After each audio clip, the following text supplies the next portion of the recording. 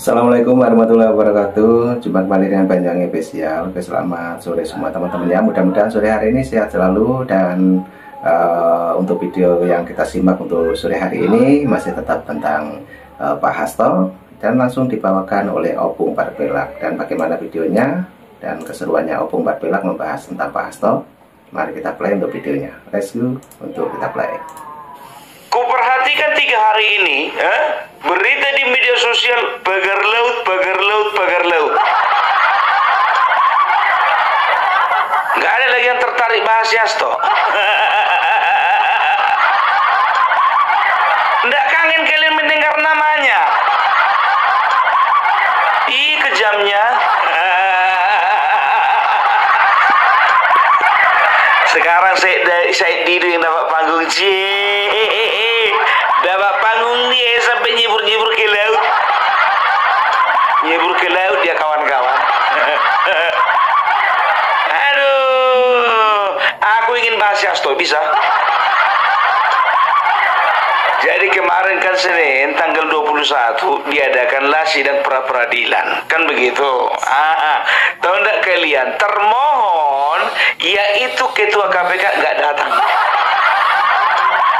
Nggak datang. Padahal harusnya datang. Iya kan? Jadi tahu enggak kalian alasan ketua KPK apa? Alasan ketua KPK karena banyak kasus-kasus korupsi yang sedang ditangani.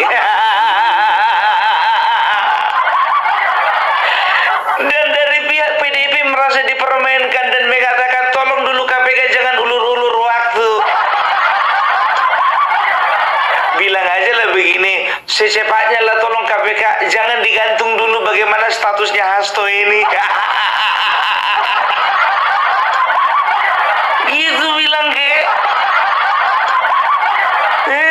Padahal hakim ya kan mengatakan bahwasanya alasannya ya kemungkinan alasan daripada KPK ingin memperlengkapi bukti-bukti yang ada sebagai persiapan untuk persidangan ke depan, kan begitu. Nah, sementara KPK mengatakan katanya masih ada permasalahan korupsi lain yang ditangani, bukan cuma masalah Hasto aja. Sekarang begini, kenapa kalian KPK kenapa kalian dari PDIP tersinggung? Kan kalian yang bilang, emangnya korupsi di Indonesia ini cuma Hasto aja? Kok cuma kami-kami yang dikejar? Ya, kan sesuai dengan apa yang kalian katakan. Makanya KPK nggak datang sekarang. Karena apa? Karena banyak kasus yang sedang ditangani. Mereka bukan cuma ngurusin masalah Hasto saja.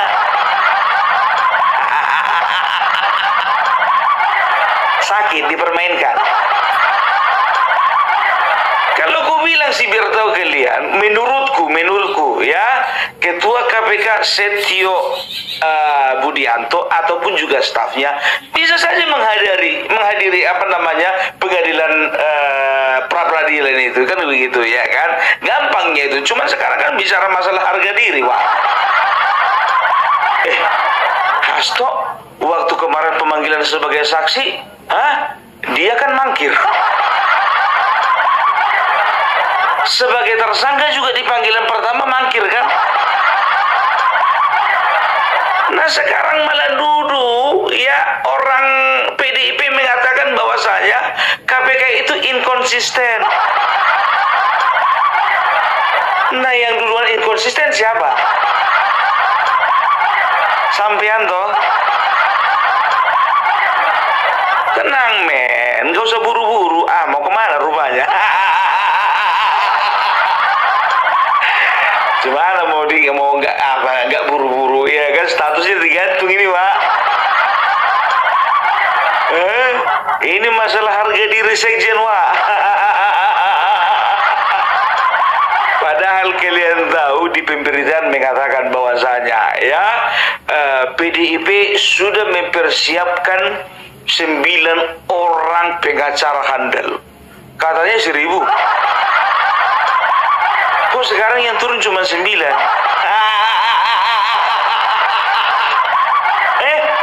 Mana yang lain lagi?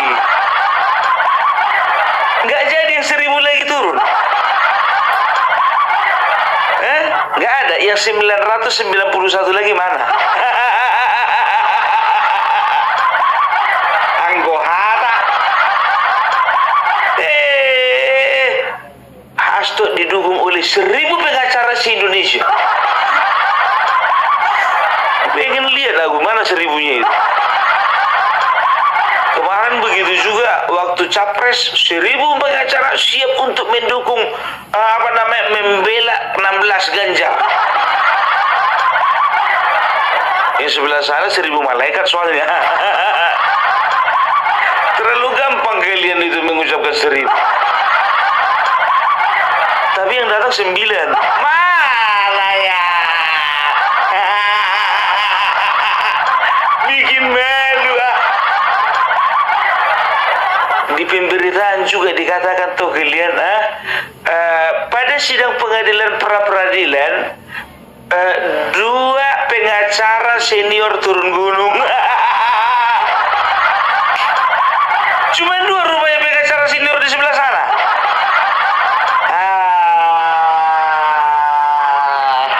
Bercanda kalian.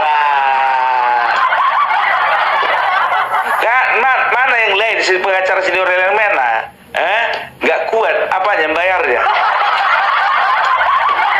Yang pertama Todung Mulya Lubis yang juga kemarin itu mendampingi mereka di MK waktu Pilpres. Yang kedua itu Magdir Ismail ya. Jadi kalau bicara tentang Todung Mulya Lubis ini memang betul beliau itu pengacara senior. Ya, beliau itu jebolan dari UI ya, gelar doktornya saja bertoklin dari California. California, Wak, bukan kayak si Patra Zain dari Universitas Essex.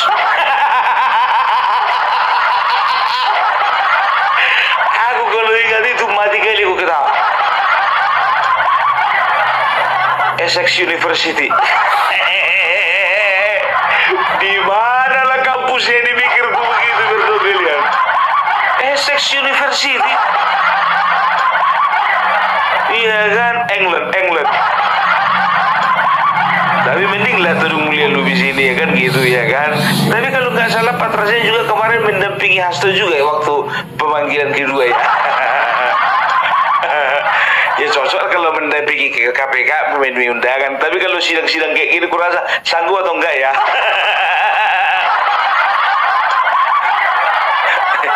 Essex. Nah, ini semakin lama kalau kita perhatikan obrolannya Opung sangat seru sekali teman-teman. Dan kocaknya itu membuat kita mendengarkan dengan serius, juga ada tertawanya. Oke, lanjut lagi Opung berkelak, let's go. Aduh, ingat ya, aku tidak meremehkan sebagai seorang pengacara, profesi seorang pengacara. Karena seorang pengacara itu adalah salah satu profesi yang bermartabat dan mulia. Itu dia ya. Tapi aku kan menyatakan kekaguman bukan? Iya, jadi kalau bisa dikatakan Bapak Todung Mulya Lubis ini adalah orang yang sangat berpengalaman lah, ya senior lah. Ya nggak ada yang nggak tahu dengan Todung Mulya Lubis. Yang kedua, pengacara senior mendampingi ya kan. Namanya Magdir Ismail. Jadi Magdir Ismail juga lulusan dari UI. Umurnya itu sekitar 70 tahun Bapak ini ya. Jadi sudah dedengkot juga lah. Wah, kawan ini lebih paten lagi S2-nya itu dari Western University. Ya, bukan, dari Western Australia. Ingat ya, Western Australia. Bukan Essex.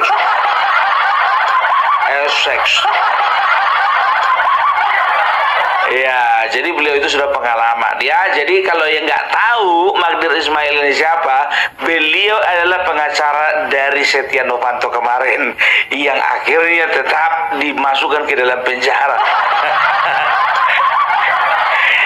Yang namanya pengacara itu jangan sampai salah kaprah kalian, bukan membebaskan dari hukuman, tapi membantu para terdakwa untuk mendapatkan keringanan. Untung-untung bisa lepas. Kau tahu, kau pun tahu lah.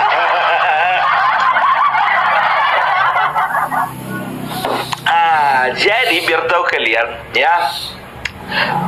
Siapa ini? Ya, Bapak Magdir Ismail ini, ya, pernah memberikan sebuah pernyataan yang kontroversial, ya. Dia pernah menyatakan bahwasanya korupsi itu bukanlah kejahatan luar biasa.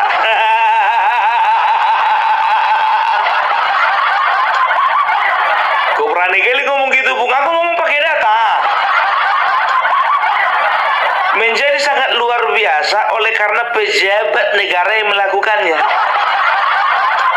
Karena sesungguhnya menurut hukum internasional, ya, penyalahgunaan kebijakan untuk melakukan korupsi bukanlah kejahatan luar biasa. Mantap, Pak. Jadi tahu kami, Pak. Ternyata korupsi itu bukan kejahatan luar biasa. Tepuk tangan dulu untuk Bapak. Coba bayangkan kalian, seorang pengacara berpendapat seperti itu gitu. Padahal coba, sebodoh-bodohnya orang, aku gobloknya aku biar tahu kalian. Tapi kalau bicara tentang apakah korupsi itu membuat suatu masalah besar dalam suatu negara, berani ku bilang iya. Karena apa? Biar tahu kalian, ya, korupsi mungkin kalau cuma 100-200 ribu nggak terasa. Kalau sudah nyampe ratusan triliun, iya kan?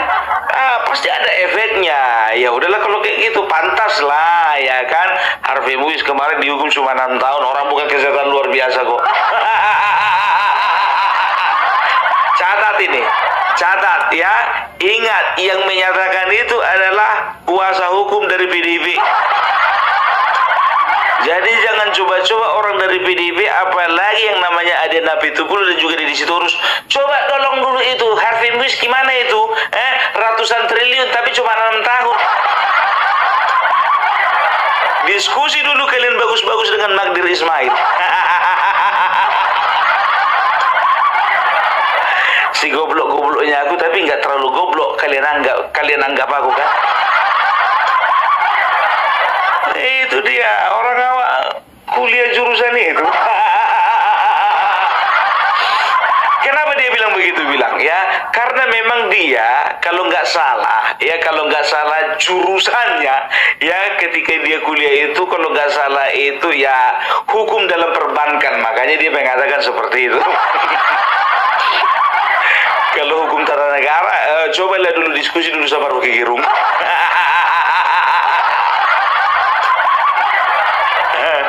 Aduh. Jadi tahu enggak kalian, kita kembali lagi. Jadi orang ini kita bahas. Apa pentingnya rupanya dibahas orang ini? Kita lagi bahas si Hasto, kok kuasa hukumnya kita bahas.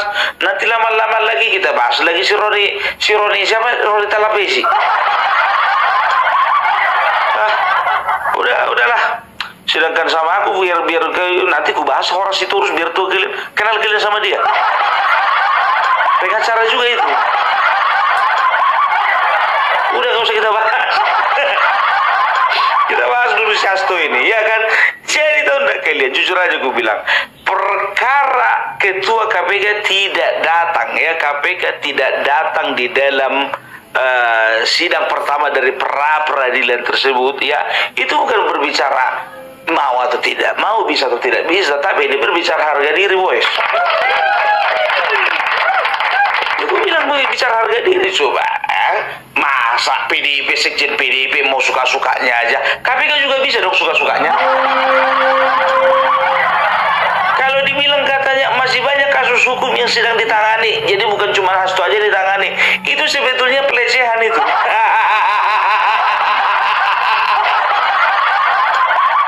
Ya, jujur aja gue bilang, tapi mereka itu malu mengatakan bahwasanya kami sedang dilecehkan. Gue bilang itu pelecehan, gue bilang begitu. Karena apa? Ya, kasus hukum Hasto ini tidak lebih besar daripada yang lain, tapi seolah-olah jadi besar. Kan begitu. Oleh karena apa? Yang pertama sorotan publik. Nah, ini sangat seru dan kocak, gokil teman-teman yang seru habis ini Opung 4 Belak membahas tentang Pak Hasto. Apalagi kasusnya Hasto di KPK, teman-teman. Oke, lanjut untuk videonya kita play. Dua, karena dia seorang politisi. Sebetulnya itu pelecehan. Malu kalian kan, malu kan. Alah, makanya gue bilang ya. Jadi kita lihat aja, tahu nggak kalian ya, sidangnya ditunda sampai tanggal 5 Februari. Itu artinya 2 minggu lagi. 2 minggu lagi, sebentar lagi mau apa? Kongres. Ono apa ini? Kok digeser-geser terus toh? Tanggal 5 Februari, bulan April berarti kira-kira 2 bulan lagi. Kira-kira selesai nggak ya 2 bulan? Apakah nanti sampai Kongres Hasto masih masih membawa beban sebagai status tersangka? Kalau memang masih membawa status tersangka tersebut di pundaknya, kira-kira bagaimana nanti? Hasto bakalan bisa menjadi sekjen untuk ketiga kalinya? Atau mungkin ketua umum? Tapi biasanya kalau misalnya orang yang berstatus tersangka, itu biasanya akan sulit itu untuk masuk ke dalam bursa pemilihan.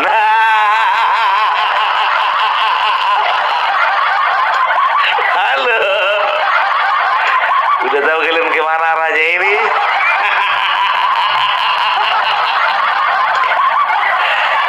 Aduh, dan tahu kalian siapa orang paling bergembira? Puan.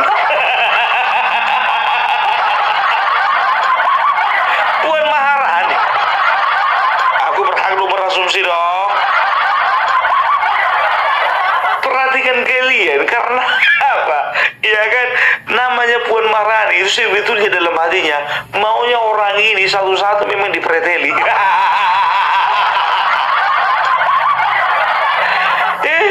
Rencana orang itu dari bawah dulu, nggak taunya dari induknya langsung dipreteli. Mantap. Kalian. Nah itu teman-teman, wah jadi ini sangat seru sekali ya kalau memang setelah ini ada kongres PDIP ya teman-teman ya, mengenai Pak Hasto juga ada Puan Maharani di situ. Oke, lanjut untuk videonya Opung kita play. Bacanya ke arah situ nggak?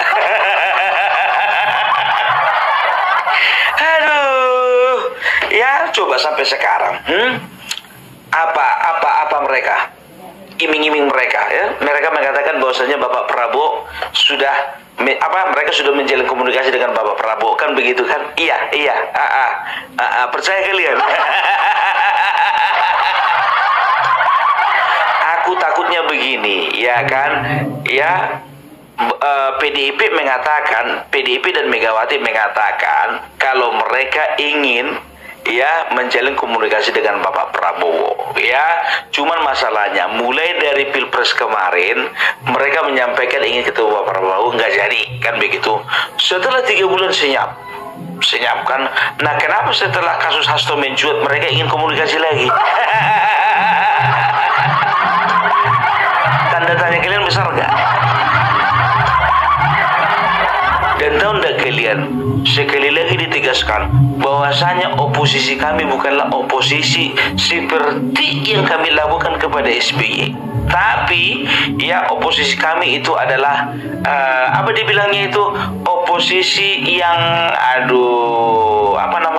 yang kerjasama strategis itu ya.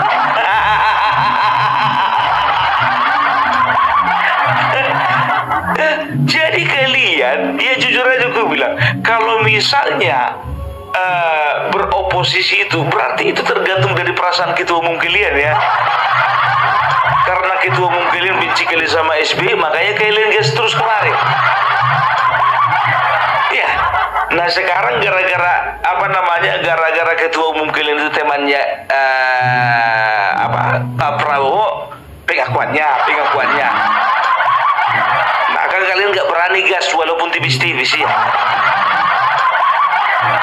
Hebat kali kalian, Mbak. Berarti memang dasar kalian itu untuk beroposisi bukan murni karena kalian itu ingin menjadi check and balance. Karena sentimennya kalian sama SBY. Ngaku sendiri kan? Ngaku sendiri. kawan kayak gitu, bikin malu aja lah. Tapi nggak tahu lah juga aku ngeliat orang-orang ini mau aja bangga kali jadi petugas gitu. Tapi jujur aku bilang, kalau sepak aku juga di dalam 10 tahun itu bangga kali aku jadi petugas partai. Iya kan? Tapi seperti Effendi Simbolon, aku semakin hari semakin berpikir gitu. Kenapa orang seperti Effendi Simbolon mau gitu bila-bila keluar dari PDIP padahal udah 20 tahun dia di dalam. Udah 3 kali periode loh dia jadi DPR. Ternyata dia dizolimi juga. Kenapa ya? Karena kalau nggak salah dia itu nggak diletakkan kepada dapil yang tidak sesuai, atau dia tidak direkomendasikan. Kayaknya dia nggak direkomendasikan lah, ya kan? Siapa yang tahan kayak gitu coba ya? Coba kuasa hukumnya sendiri salah satu. Aduh, agak berdosa aku menyebutkan nama kawan ini. Ada salah satu tim kuasa hukum mereka mengatakan bahwasanya lihatlah sekarang Effendi Simbolon jadi gelandangan politik. Belum tahu kalian sebentar lagi. Marwara Sirait pun kalian bilang begitu juga kemarin, gelandangan politik ternyata jadi menteri.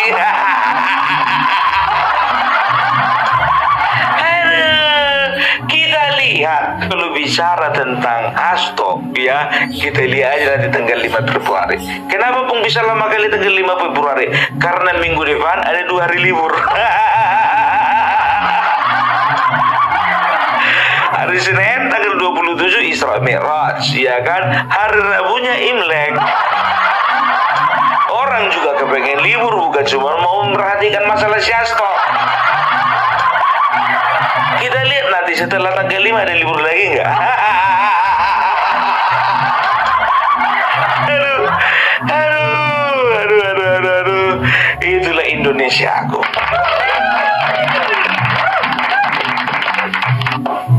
Jadi udah ya, jadi itu dulu dari Opung Perbelak ya. Mudah-mudahan ya ini menjadi satu berita yang menyenangkan hati kalian. Aku jujur aja, aku agak nggak terlalu sur aku membahas pagar laut ini. Bukannya nggak bisa aku bahas, itu bisa, ya kan? Cuman masih simpang siur. Itu dulu dari Opung Perbelak. Salam NKRI harga mati. Nah oke teman-teman, itulah obrolannya Opung yang sangat kocak dan seru sore hari ini. Terima kasih semuanya yang sudah menonton dari awal sampai akhir. Dan jangan lupa, mungkin punya saran dan kritik mengenai pembicaraannya Opung, silahkan tulis di kolom komentar saya. Oke, terima kasih semuanya. Selamat sore, salam buat keluarga, sehat selalu dan sampai jumpa. Thank you, bye bye.